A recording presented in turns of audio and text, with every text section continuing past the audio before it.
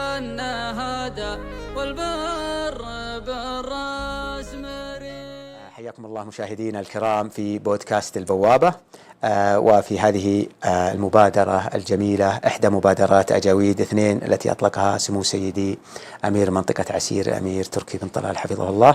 نرحب في هذه الليلة بعميد إعلامي بوابة بلسمر الأستاذ محمد بن علي أبو ست. حياك الله يا أبو طلال معنا الليلة. الله يسلمكم ويسعدكم ويحييكم. نحمد الله ونثني عليه ونشكره، والحقيقة أني سعيد كل السعادة بوجودكم معنا في هذه العجالة. نسأل الله سبحانه وتعالى أن يجعلنا جميعا مفاتيح للخير، وأن يجعل بلادنا في أمن وسعادة واستقرار. آمين. وحياكم الله. الله يهديك ويسلمك. حبيبنا أبو طلال، نبغى نتعرف على ميلادك ونشأتك. والله ميلادي ولله الحمد كأي فرد أو أي طفل من المملكة العربية السعودية الذي عاشوا في الزمن الماضي. ولدت في عام 1371 في شهر 1/7/1371. والميلاد الحقيقي هو قريب من هذا، لأني وجدت وثيقة عند الوالدة رحمة الله عليها، وصية لي من جدتي بقطعة زراعية. تاريخ الوثيقة 15/7/1371. سألت الوالدة كم كان عمري يوم كتبت هذه الوثيقة؟ قالت عمرك من الشهر، حول الشهر أو أكثر أو أقل. فتقريبا تاريخ الميلاد ما هو بعيد عن هذا. جميل. عشت في القرية كأي طفل في القرية، وأزكيت نفسي وأنا مع الأهل نرعى ونحمي ونزرع، والحياة القديمة مارسناها كلها بعرضها وطولها حتى وصل عمري تقريبا 10 سنوات. ما شاء الله ما شاء الله تبارك الله. جميل. وجميل ما ذكرت الآن من ناحية ربط الولادة بشيء واضح وملموس، وهي وثيقة ذكرتها الوصية هذه. فهذه حاجة جميلة، لأن بعض ما يدري يكبر بسنتين 3 أو ينزل. فما شاء الله تبارك الله كان الميلاد صحيح مواليد 71. العمر كله يا أبو طلال. الله يسعدك ويحفظك.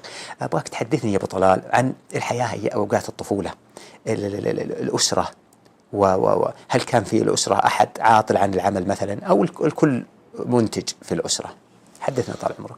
والله زمان الأسرة كلهم شغالين زي خلية النحل، ما حد جالس.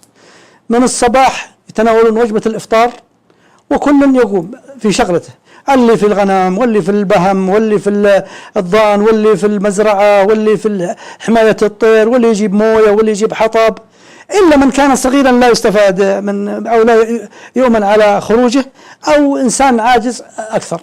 فكل هذا الأمور مارسناها ولله الحمد. وكان ما هو نحن كل القرى زي دوين النحل من الصباح حتى القيلولة، ثم يرتاحون في فترة الشمس والظهيرة، وفي العصر نفس الحركة ونفس الطريقة إلى الليل. ما شاء الله تبارك الله. طيب أبو طلال، هل يعني ما تشتغل مثلا إلا الشغلة هذه؟ مثلا عندك أنت شغلة رعي الغنم، خلاص تبقى طول حياتك تشتغل في رعي الغنم، ولا ممكن ترعى البقر هنا، ممكن انك تكون تبني في الجهة الثانية، ممكن انك في اليوم اللي بعده تكون مع اللي يحمون؟ يعني هل يتغير دورك في الأسرة أم ثابت الأدوار عندكم؟ لا يتغير، لأنه الحاجة قد يمرض اللي يرعى الغنم أو ينشغل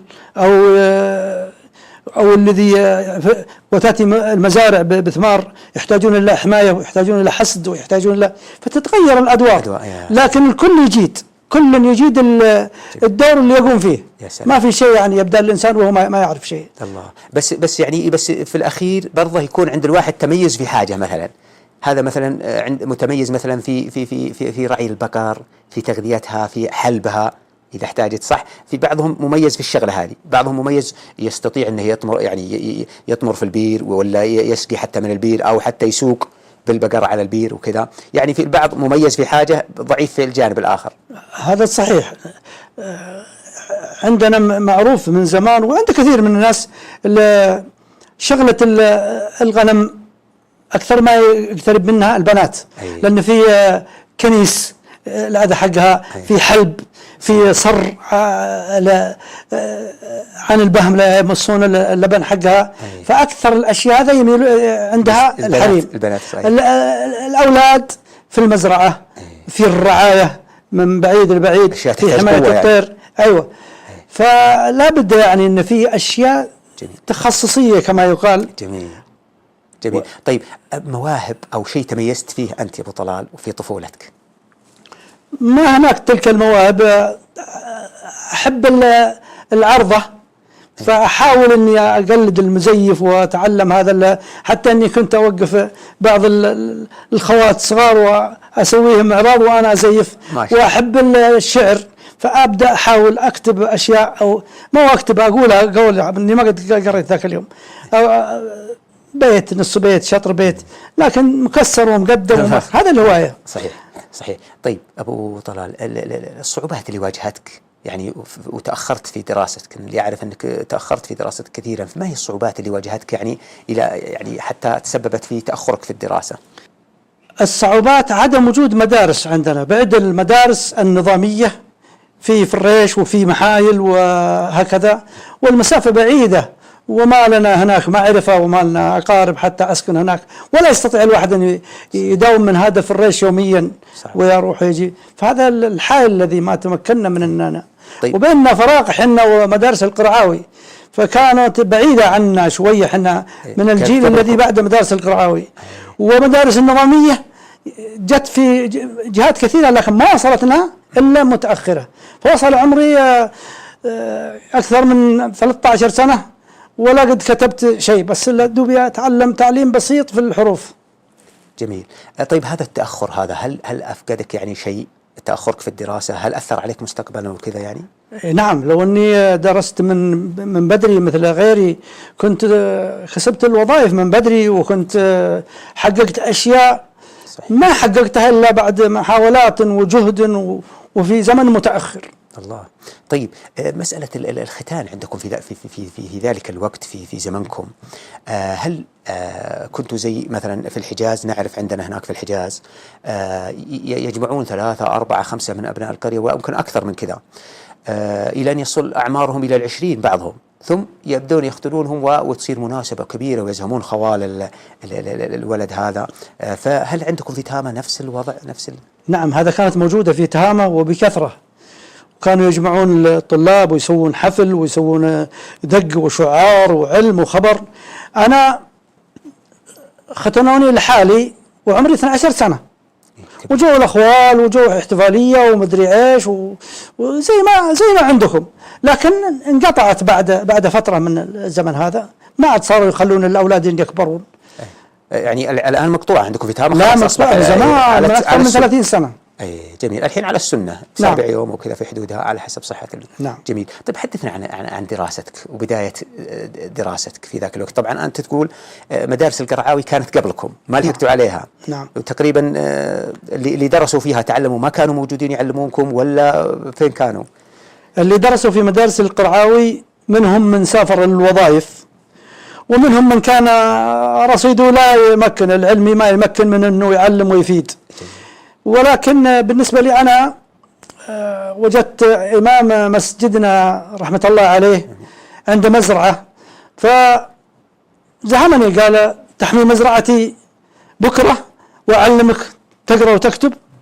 قلت بكل سرور، وذهبت عند مزرعته وقلت اكتب لي الحروف الهجائية. كتبها على ورقة، واستعديت أني أحمي مزرعته اليوم الثاني مقابل أنك تدرس، مقابل أنه يعلمني وكتب لي الأحرف هذه. ورحت في تلك الليلة وريت الوالد، فقال هذه فرصة، وحتى واحدة من خواتي تبري في مزرعتنا وأنا أبري في مزرعته. وراح جاب لي كتاب القاعدة البغدادية، فيها هجاء من الألف إلى آخر الهجاء، وفيها إلى سورة الطارق تقريبا كذا من القرآن. ومن ثم بدأت معه الله يغفر له ويرحمه، ومع بعض الأخوان بعض الأقارب الذي من مدارس القرعاوي حصلناهم، لكن في قرى بعيدة عنا. وبدأت حتى يعني استطعت أني أقرأ في المصحف وأقرأ في الكتب. ما شاء الله تبارك الله. هذا تعليم ذاتي ما شاء الله تبارك الله. يعني اللي الآن يطبق عندنا ويوصون به الآن التعليم الذاتي والتعليم الذاتي ومناداته، أنت ما شاء الله مطبقه من قبل 50 سنة، كنت بنفسك تشتغل مع اللي يقرؤون ويكتبون حتى تتعلم. هذا شيء جميل، الله يجزاك خير وشيء تشكر عليه والله يا أبو طلال. طيب مواصلتك للدراسة أكملتها فيما بعد؟ درست مثلا ابتدائية أكملتها ولا كيف كانت دراستك؟ يعني فتحت مدارس عندكم بعدين ولا كيف أكملت دراستك؟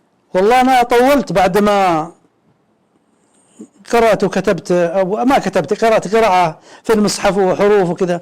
طولت فترة زمنية حتى فتحت مدرسة سعد بن الربيع في عام 1391، وذهبت للمدرسة. كان مدير التعليم افتتحها، قلت أبغاكم تسجلوني ضمن الطلاب. قال أنت عمرك مش عارف 20 ما نقبلك. فرجعت وأنا ندمان ومتأسف، ثم فكرت تفكير آخر فرجعت له في الوقت وقلت أبغاك تعيني فراش في المدرسة. قال برضو ما تصلح لأنك صغير، روح للعسكرية. فذهبت وأنا كما يقولون مكسوف من يعني مردود من الأمرين كلها. وقسم الله من أنه حصل أني يوم من الأيام كنت مديرا لهذه المدرسة فيما بعد يعني. نعم. عدت لها. جميل جميل. طيب اتجهت بعدها للعسكرية وأم رجعت تشتغل في المزارع بعد رجع؟ يعني وصل عمرك الحين 20 سنة ما تعلمت والله. فتحت في المدرسة ليلية درسنا فيها 2 سنين ثم قفلت ما أدري لسبب أو لآخر. جميل. فبقيت معي 2 ابتدائي. جميل. وكتبت، تعلمت الكتابة وتعلمت الحساب وتعلمت، كان في ذاك اليوم الكتب الحساب والهندسة والرياضيات، الرياضيات 3 كتب، الرياضيات كانت 3 كتب. لكن كان تعليم قوي ولو كان بسيط. ومن ثم انقفلت المدرسة وقعد فترة بعدها ما في دراسة ولا في فائدة، إلى أني ذهبت للوظيفة. جميل. في الطائف. تعسكرت في الطائف، بداية عسكريتك كانت في الطائف. نعم. جميل. تعلمت هناك في الطائف يا أبو طلال ولا؟ وظفت في الطائف عام 95 1395 وما تمكنت من الدراسة لأني ما طولت، 2 وأشهر في الطائف. ومن ثم أخذت إجازة ورحت للديرة. كيف شفت الحياة في المدينة وأنت طالع من القرية؟ متساوية الحياة ولا كانت تفرق معك؟ لا شك أنها تفرق. المدينة حضارة وكهرباء، ما شفنا الكهرباء إلا هناك. أشياء كثيرة، نظافة، غسيل، كوي، علوم طيبة كثيرة. لكن مع هذا كله ما ارتحت، لأني ذهبت والوالدين رحمة الله عليهم ما هم راضين عن غيابي، وكذلك أنا متزوج عندي 3 أطفال. فمع هذا 2 وأشهر كانت عندي صعبة جدا، وكذلك أوامر العسكرية كانت صعبة وفيها من المشقة شوية. لا يكون كتبت فيها شعر؟ أي والله أني كتبت. نسمع منك. أي نعم. جازاني علي الشهري رحمة الله عليه. أمين. لأني أخذت منه رخصة وتأخرت شوية. وبره في الصباح سوى لي طابور إضافة و2 على الباب. فقلت لا سق الله زمان العسكرية، صرت يا ناس مثل المهبلاني، أتمشى شبه مش المطية، صعب ذا اليوم بكره مطوعاني، وإن تكلمت في الكلمة خفية بعد مدي تحية باليماني، شايل اللبس يثقله علي فوق ظهري كما سرج الحصاني، والخفارة تمت لي بلية دايما في عقوبة وامتحاني، وإن تكرم لي الآمر شوية قال ساعة ونص رخصة زماني، وإن تأخرت عن هذا العطية حط لي زحف مثل الضفدعاني. بعد ما كنت في عيشة هنية ما حد قال لي وين أنت. الله أكبر، صح لسانك ما شاء الله تبارك الله يا أبو طلال ما شاء الله. هي العسكرية حياة التزام، أكيد حياة رجولة، تتطلب الأمر هذا خاصة في الزمن السابق، فكانت تتطلب الالتزام هذا. الله يرفع قدرك. طيب حدثنا عن زواجك يا أبو طلال.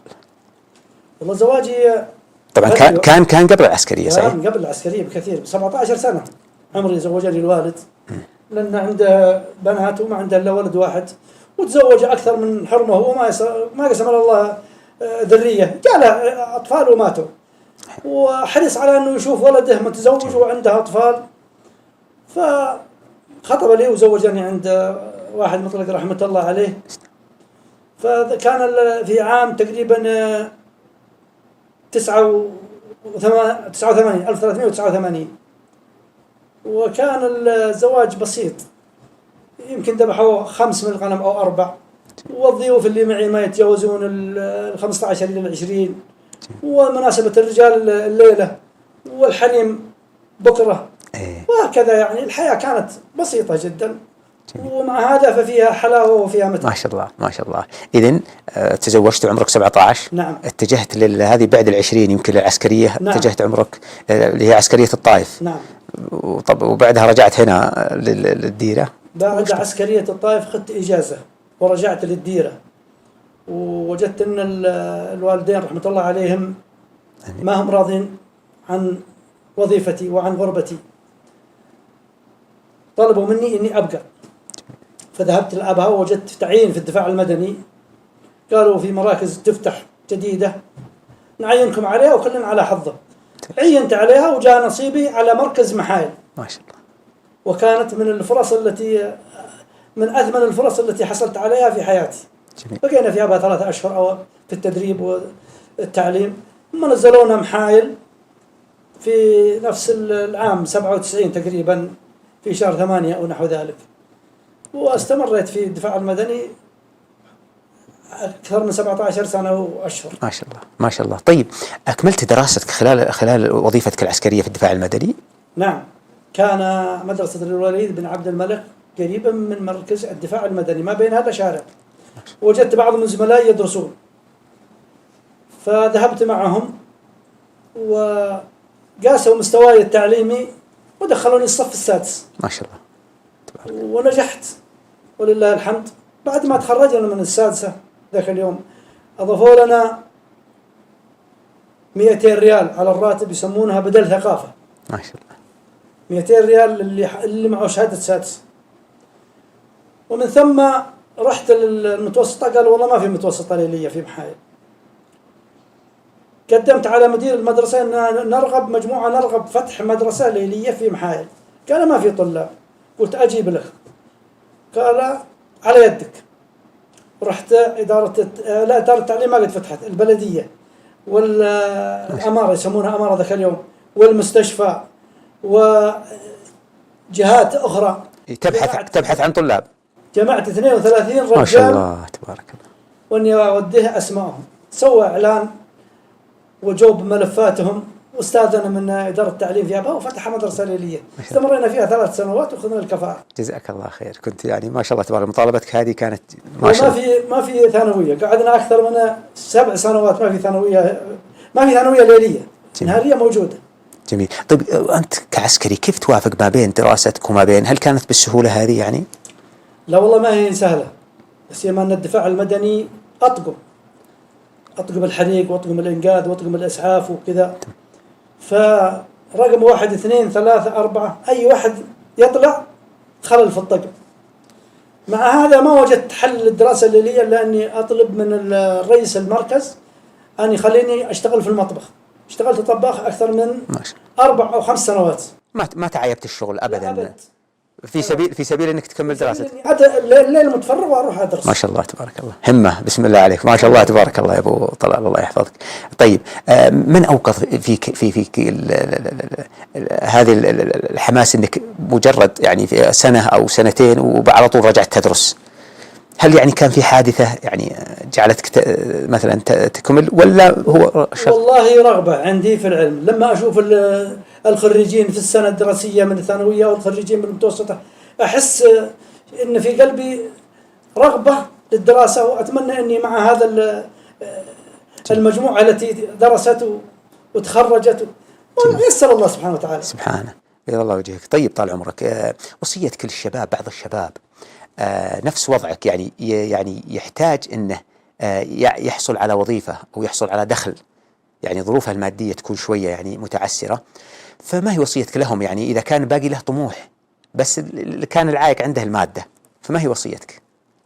والله أنا أوصي كل شاب أن لا يقتنع بالمستوى اللي هو فيه بقدر ما يستطيع. اليوم متاحة الفرص، ما هو زي زمان. زمان في الكتاب والسبورة والمعلم وبس، ما في غيره. لكن وسائل التعليم الآن عن بعد وأجهزة توفر كل شيء، ويستطيع الإنسان أن يطور نفسه وأن يحصل على وظيفة أفضل، ولا يترك ما في يده من فائدة، لكن يحاول يمين يسار كذا حتى لعل الله سبحانه وتعالى يوفقه. لأن الفرص اليوم متاحة، نسأل الله يتم علينا النعمة وأن يوفق حكومتنا ويوفق شبابنا. آمين آمين يا رب. الخير. آمين. طيب يا أبو طلال، متى قررت أنك تكمل الجامعة؟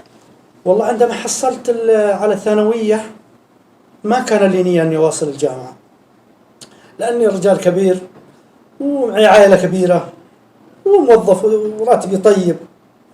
لكن لقيت أحد الزملاء الله يجزاه عني خير اسمه إبراهيم بن أحمد العوس من رجال الماء، وقال لي ليش ما تروح الجامعة وتدرس؟ قلت يا أخي أنا وضعي.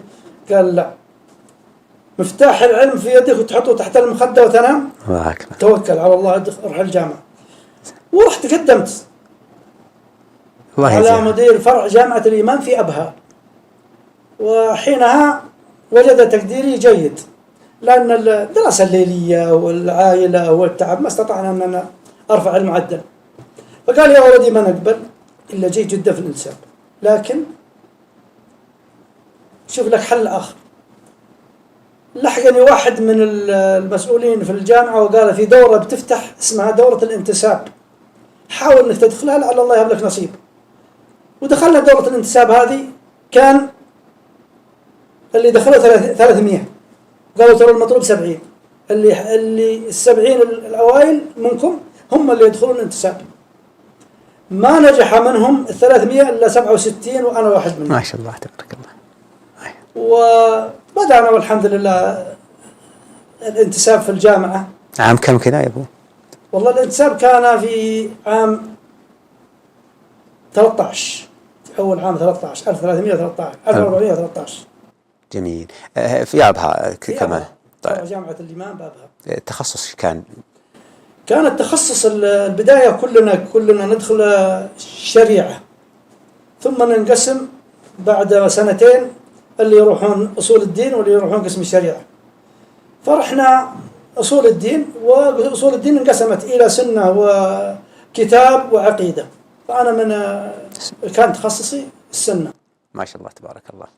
طيب هل صحيح أنه ابنك كان معك يدرس في نفس الجامعة، سجل معك؟ نعم، ابني الأستاذ فهد مشرف تربوي في دار التعليم حائل حاليا. ما شاء الله. دخل أولى جامعة وأنا دخلت في نفس، لكني أنا منتسب وهو منتظم. وكنا في الإعداد العام السنتين الأولى، ثم راح قسم القرآن وعلومه وأنا رحت قسم السنة وعلومها. ما شاء الله. طيب ما في تحرج كوجود طالب أو الابن معك في نفس الجامعة؟ هل كان في تحرج عليك أو شيء؟ لا أبد، ما عندي تحرج، بل شرفت أن ابني يدرس جامعة وإني استطعت أن ألحق به وأدرس جامعة. ما شاء الله. جميل. طيب مادة يحبها أبو طلال في سواء في تخصصك السنة أو في التخصصات الأخرى، أجمل مادة في حياتك الجامعية؟ والله الحمد لله المواد كلها نحمد الله كانت معي طيبة واستفدت منها، ولكني ميولي كثيرا للأدب. كنت أحب الشعر وأحب الأدب، سواء النثري أو الشعري أو فيعني أكثر ميول لي في الأدب. ماشي. وجدت ضالتك أنت لما لقيت الأدب. تقريبا كذا. جميل. طيب متى كان تخرجكم يا أبو؟ تخرجت أنت والولد سوا صح ولا؟ نعم. ما شاء الله. كم كان عام كم؟ تخرجنا يا طويل العمر في عام 17، أوائل عام 17. تعيننا في 12/5 عام 17. تعينتوا في التعليم يعني؟ أيوة. طيب هنا أنت عسكري رقيب، تضحي بوظيفتك من أجل التعليم يعني، وأنا أشوف أنه قرار صعب. أصعب قرار اتخذته في حياتي. الله. رقيب سايق راتب فوق 6500، ولكن استخرت وقسم الله أني أميل للاستقالة، فقدمت استقالتي ووجدت صعوبات في الاستقالة. كانت ذاك اليوم الاستقالة غير مقبولة، ولكن حصلنا توفيق الله سبحانه وتعالى واستقلت. وبعد ما استقلت وجاء قرار فصلي من توفيق الله سبحانه وتعالى أن قرار تعيين ابني الأكبر علي معلم في نفس الشهر، شهر 5. فجيت قد الوثيقة معي وهو في البيت هنا، وأعطيت التحية عسكرية وقلت الرقيب السلف والرقيب الخلف، استلامك البيت والأولاد والمصاريف وكل شيء وأنا طالب. فقال استلمت طال عمره وما قصر، 2 ما رفع ريال، كلها مصروفة على البيت وعلى المدارس وعلى أي والله أنعم وأكرم. فقرار صعب جدا، ولكن الحمد لله ما ندمت جدا جدا. يعني ما كنت نادم انك تركت العسكرية وزمالة العسكر وكذا وانتقلت لحقل ثاني مختلف، الحقل التربوي. في حينها كنت نادم وكنت خايف، اي متخوف، لكني قررت وجزمت ويسر الله سبحانه وتعالى. ما شاء الله. فين كان تعيينك يا أبو طلال؟ أول تعيين لك؟ أول تعيين في التعليم كان في سرات عبيدة في ظهران الجنوب، كنت في ثانوية الملك فيصل، وأنا وابني سوا، هو في متوسطة وأنا في ثانوية. في قرار واحد تعيين، وفي قرار واحد التخرج من الجامعة، وفي قرار واحد النقل من سرات عبيدة للتعليم محايل. ما شاء الله ما شاء الله. انتقلت بعدها لتعليم محايل واستمريت في تعليم محايل، ها؟ نعم استمريت. ما شاء الله. كيف كانت رجعتك؟ كيف كان شعورك لما رجعت لقريتك مسقط راسك؟ والله ما جاني هذا النقل إلا قد تعبت كثيرا، لأني أفلحت والبيت فاضي. ما علي نقل الجدة، تزوج ونقل أهله هناك في جدة، وأنا وفهد الذي ندير البيت ما احنا موجودين، ملا الأستاذ عايض باقي ذاك اليوم صغير والدكتور فهد، فنقلنا المحايل. والحمد لله يعني كانت فرحة كبيرة عودتي للقرية، أني جيت للمحايل وحطوني في مدرسة في ثلوث المنظر، بعيدة شوية، ما طولت فيها، كملت سنة ونقلت منها.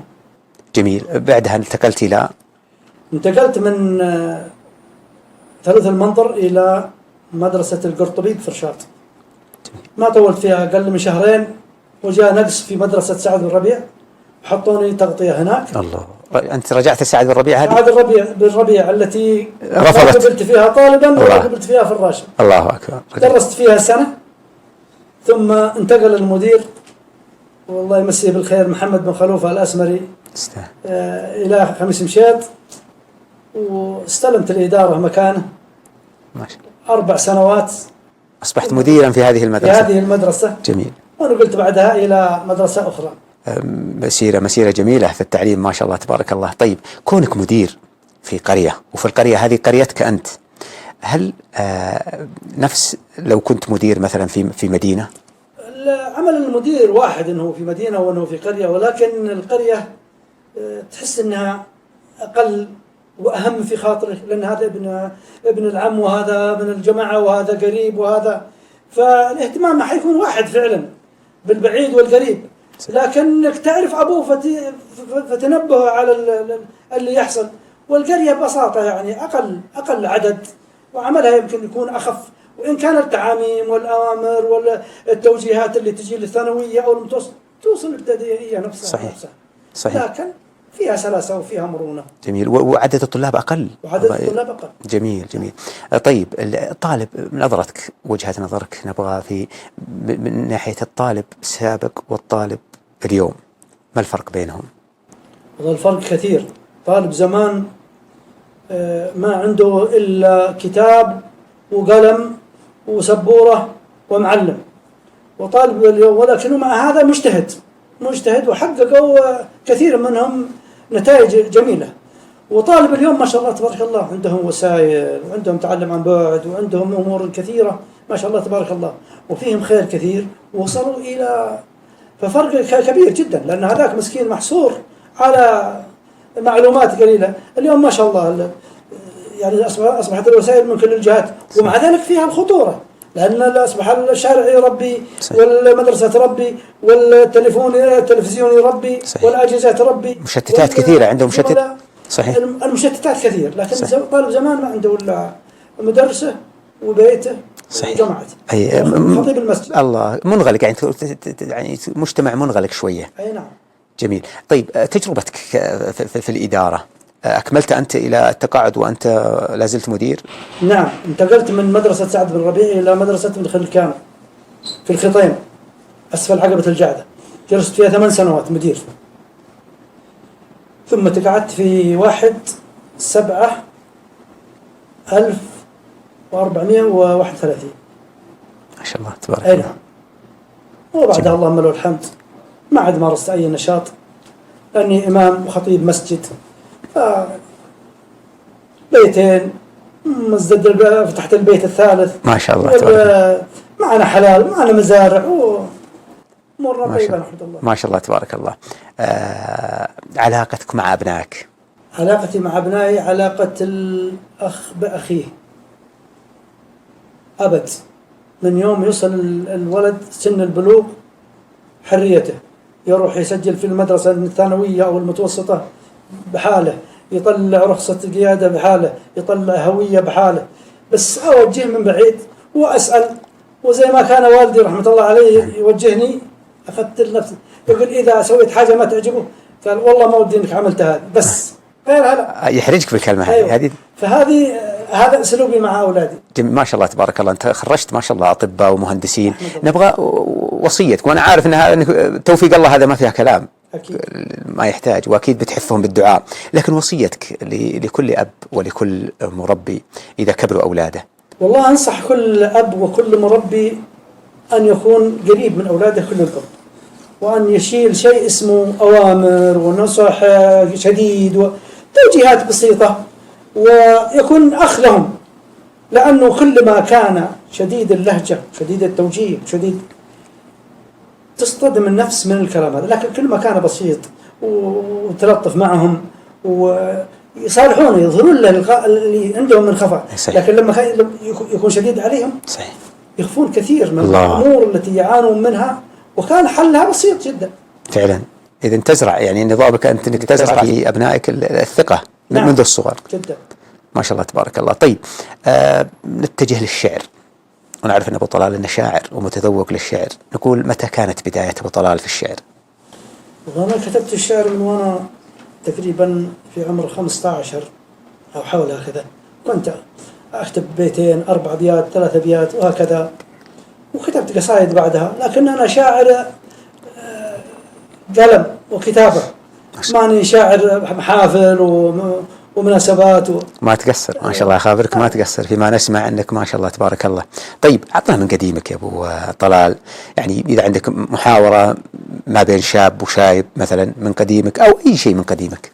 والله في قصائد كثيرة، ولكن على قولك شاب وشايب، جاني واحد من الجبل رحمة الله عليه في يوم وتقهوى عندي وسولف معي، وصرت أثني على الزمان وعلى الوقت وعلى فقال يا ولدي زمنكم هذا يصلح لكم أنتم، ما احنا ما يصلح لنا. قلت ليش يا عم؟ قال والله يا ولد جت حاجات ما نعرف لها ولا تعاملنا معها ويضحكون علينا الناس ما قد الضحك. وصارت الكلمة هذه في نفسي، بدأت فكرت وسويت محاورة بين شايب عاش الزمن الماضي وما فيه من المشقة والتعب، والشاب عاش الزمن الحالي وما فيه من، مع أنها قديمة حتى القصيدة هذه قبل جيت الجوالات. طبعا يبتدي الشاب يقول يا الشايب انظر كيف حال الشباب، عاش السعادة وانت عشت العذاب، يركب على الموتر وتركب مطية، والشيخ منكم كود يملك حصان. الله أكبر. قال الشايب اسمع وخذ مني جميل الجواب، واحذر تجاوز عن طريق الصواب، والموتر اللي قلت مالي بزيه، وسيلتك للموت لو لم يصال. قال الشاب ما تعرفون التلفنة والتلكس، ولا رسالة في بريد وفكس، حياتكم في المزرعة والرعية، وتدعون المعرفة من زمان. الله. يقول الشايب الله عطاكم خير ما جاء بلمس، فأخذتم الشيبان غمزا وهمس، واكثر وسائلكم تجر البلية دشا وتلفاز وعود كمان. يقول الشاب جينا بعصر العلم والمعرفة، كم من جديد جاء وما تعرفه، عصر انفتاح وعصر ما فيه زيه، علم وتعليم وأمن وأمان.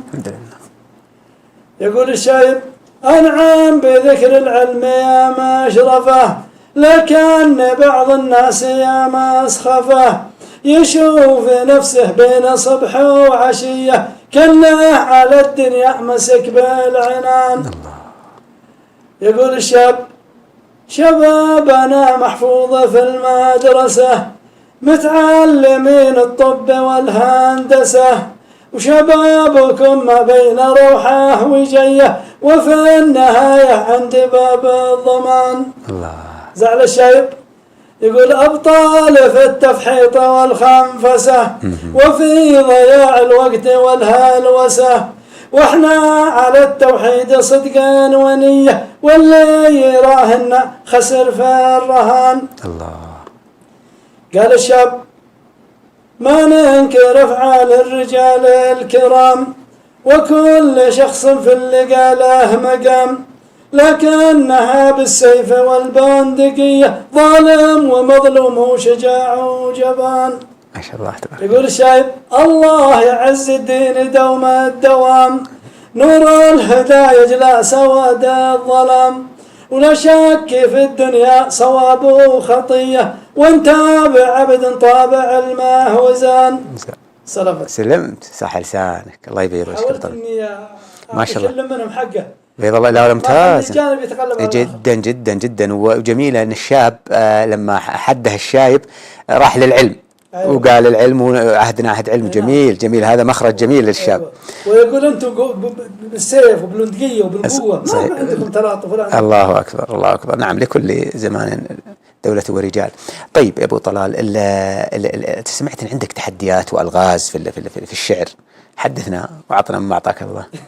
مشينا في مناسبة ختان ورفدة مثل ما ذكرنا في على الوادي، وجدنا مجموعة شباب وكبار يجيبون قصايد، الأولى بيت والثانية بيتين ومدري ايش، يعني ما خلونا نستمتع بالعرضة على وصولها. فحاولت اني احدهم بلغز، وفعلا توقفوا بعد ما اعطيت اللغز. حيرتهم يعني؟ اي حيرتهم. قلت أنشد الشعر واللي قاري أفهموها يا أهل القلت، وش هو اللي في الليالي ساري ينتهي عمره وهو ما مات. عيد. أنشد الشعر واللي قاري وافهموها يا أهل القلت، وش هو اللي في الليالي ساري ينتهي عمره وهو ما مات. توقفوا، ومنهم من جاي وشوشني بالحل، لكنه ما قدر يبني على بيت شعر.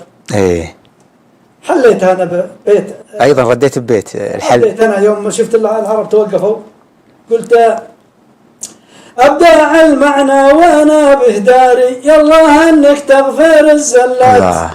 القمر يمشي بكف الباري ينتهي عند الثلاثينات. الله أبدع المعنى وانا بهداري، يلا انك تغفر الزلات. القمر يمشي بكف الباري ينتهي عند الثلاثينات. صح لسانك، بيض الله وجهك.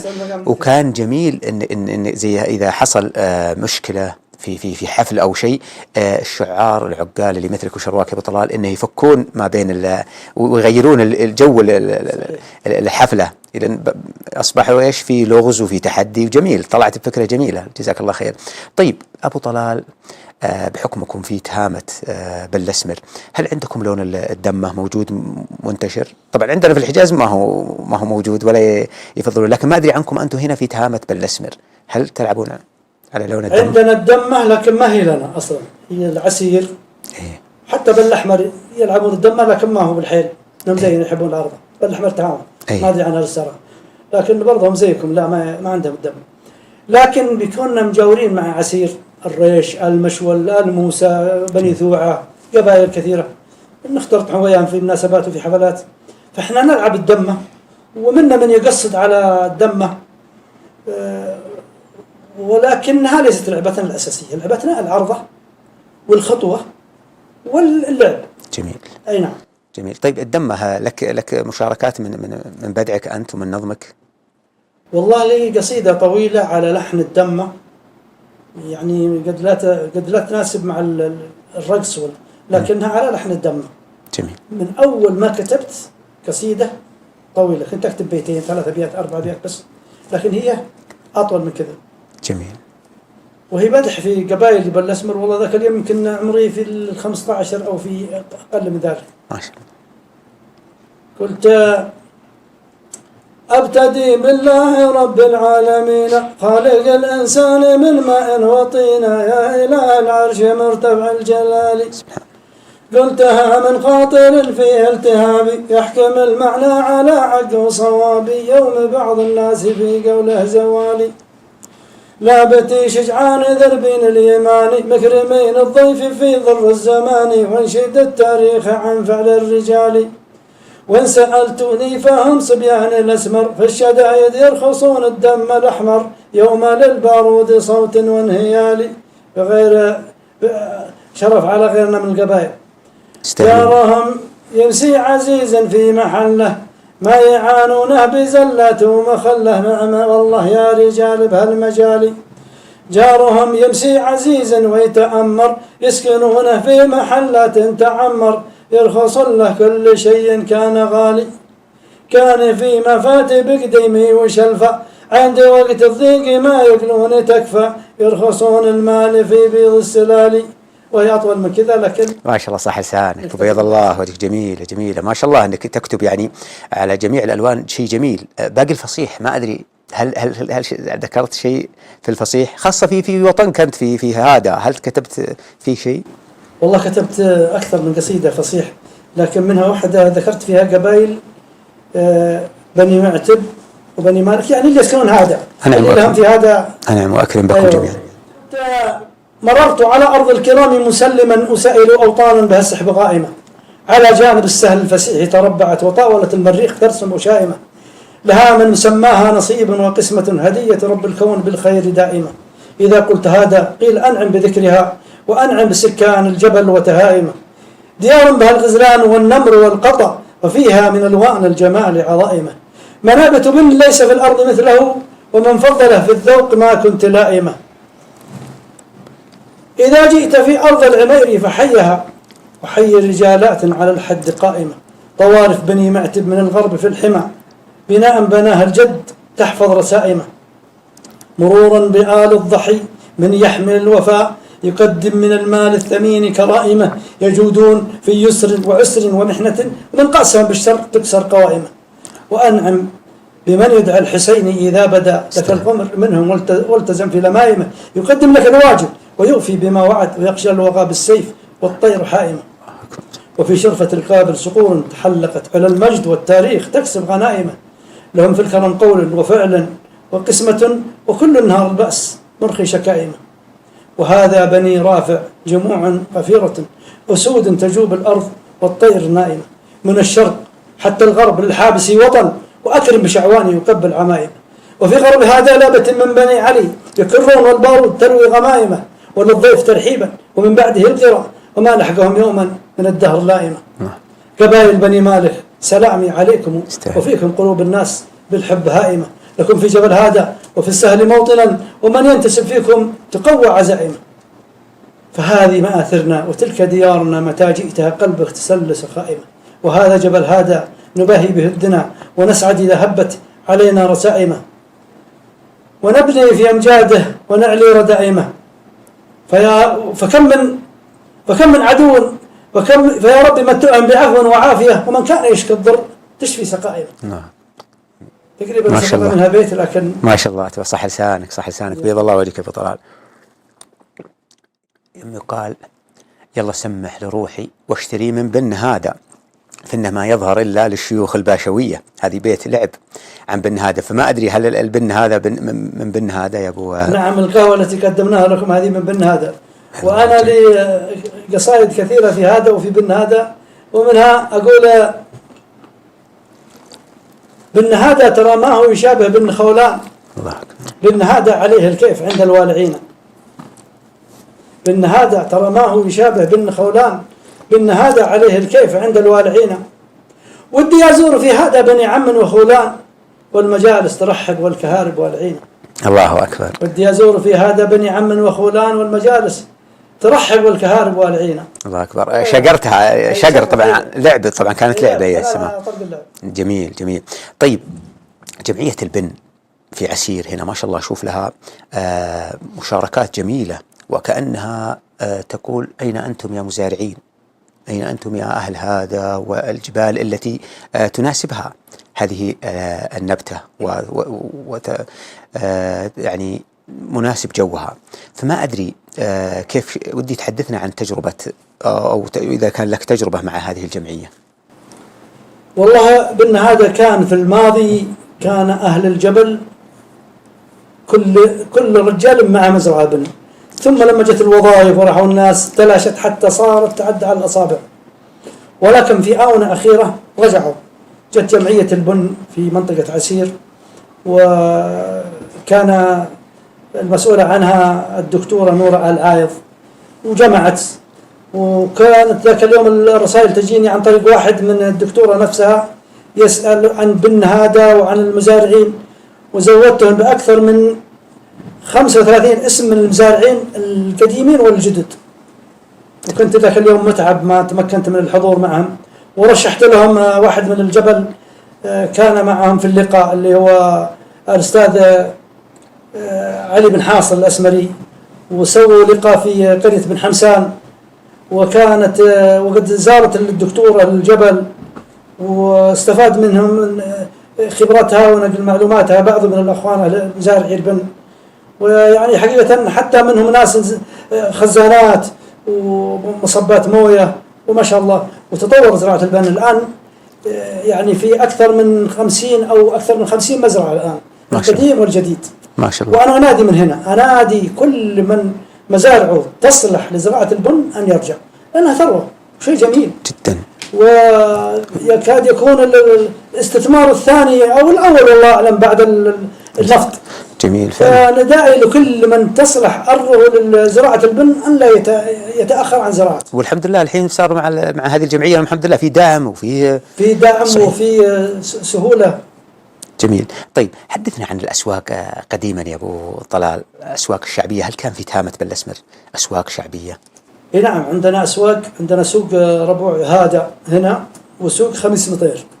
لكن سوق خميس مطير نجي له لا، لأنه بعيد علينا ويخدم جماعتنا من ضرم ومن المطير واللي من السهل، حتى حنا كثير نسوق، لكن الربوع كل أسبوع نحن فيه، وفيه بضاعة تجي متنقلة، ما في شيء ثابت. يجون أهل البضائع ينزلونها في السوق يوم السوق ويكفتون، ما يمسي فيه شيء، يمسي كفرة. الله أكبر. طيب، كانت الأسواق تخضع لقوانين؟ طبعا الكلام هذا كله كان قبل العهد السعودي تقريبا، ثم إلى قبل 50 سنة، وبعضها حتى إلى قريب موجود. فهل كانت تخضع لقوانين أهل المنطقة؟ نعم، في قوانين، وفيه ضمناء أو كفلاء يسمونها، من كل قبيلة كفيل. يمن يحدث شيء في السوق، أما مضاربة، أما سب بكلام، أما حركة،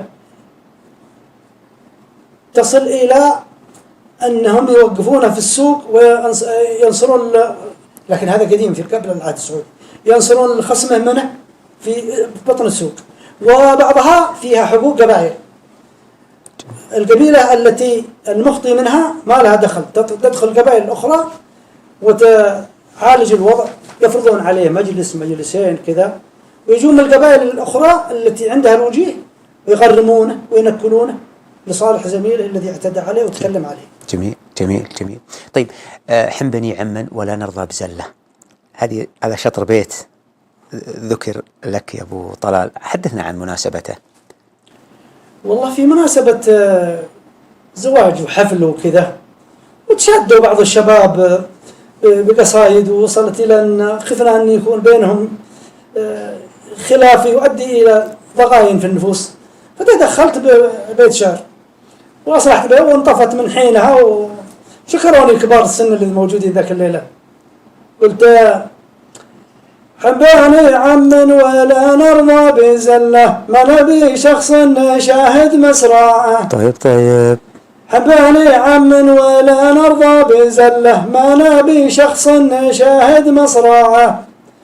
من تعدى خط مسياره ندله، عادتي لا شفت مخطي نقرعه. الله أكبر. وهذا الوضع ذاك الليل وانتهت. جميل جميل.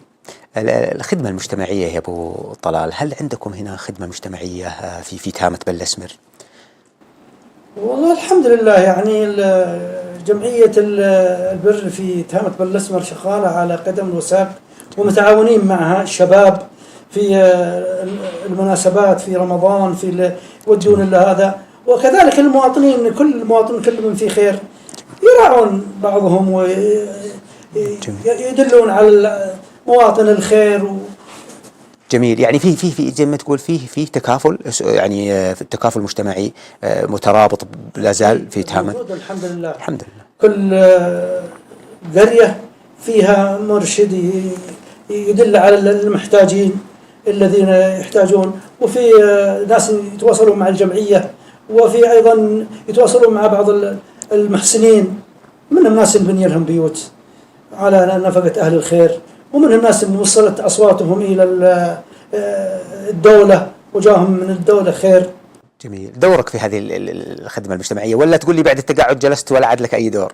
والله أنا بالاستشارة، ولا يخلو كوني خطيب مسجد، وأيضا لي مساهمات في الدعوة، فندل على مثل هذا ونشارك مشاركات وإن كانت قليلة على قدر السن الذي وصلنا له. لا والله ما شاء الله تبارك الله. طيب أجاويد، هذه المبادرة الجميلة التي أطلقها سمو سيدي أمير المنطقة عسير حفظه الله، رأيك في هذه المبادرة؟ والله مبادرة جميلة جدا، وحفزت الشباب وحفزت الكل على المشاركة في هذا المبادرة.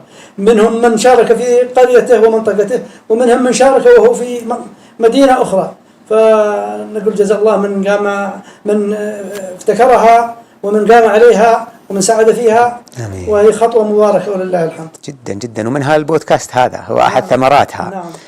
بيض الله وجهك. أبو طلال، سر حب الناس لك؟ والله نسأل الله أن نكون أحسن ما يظنون فينا. ما فعلنا للناس شيء إلا أننا ماشيين على ما يقال، إن ما نفعنا الناس ما ضريناهم. جميل. لنا مشاركات مع الناس في الخير وفي الدعوة، وكذلك إذا إنسان مصاب أو مريض أو نشارك أحزانه وأفراحه وكذا، وإذا إنسان سعيد ونشارك في أفراحه وفي ما عنده، ولا أكثر من ذلك. قبل الختام يا أبو طلال، نريد شعر. بصراحة ما شبعنا من شعرك ومن كلامك الجميل.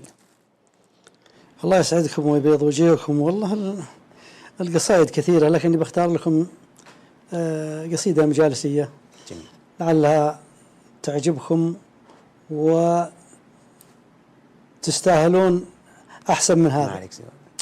أقول: بدأت أذكر الله إلهي وربي، عليه اتكالي وإليه حبي، ومن بعد بهدي سلامي عليكم، عدد ما جرى الغيم وانشت نوية، تحية بريح الورد والفل والهيل.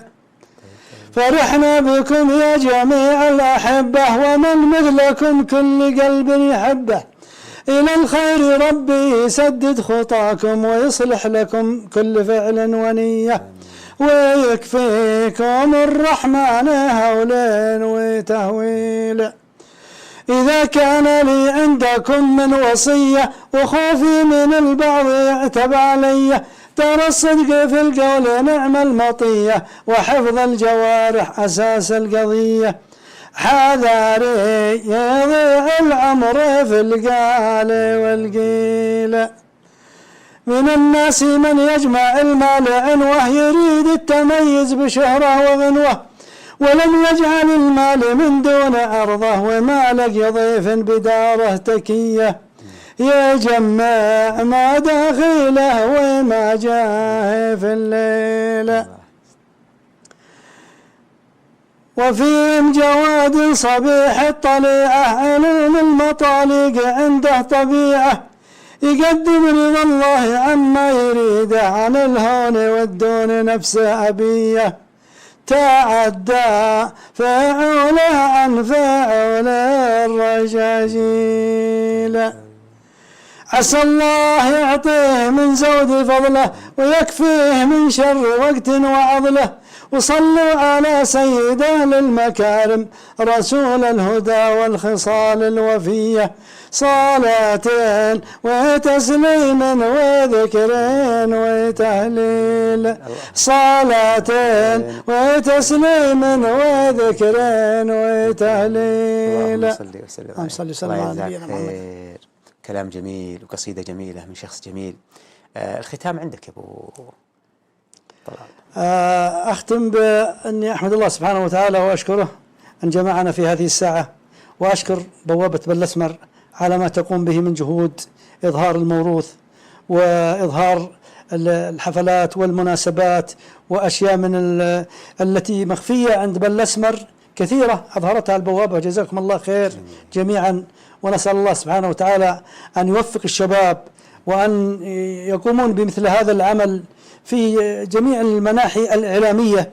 فالمنطقة بحاجة، وقبائل بل الأسمر عندها الكثير والكثير والكثير، نريد أن ينبش عنه ويخرج ويظهر للفائدة، والله يوفق الجميع لما فيه الخير. بيض الله وجهك أبو طلال، سعدنا والله الليلة أنك تكون ضيف خفيف ولطيف.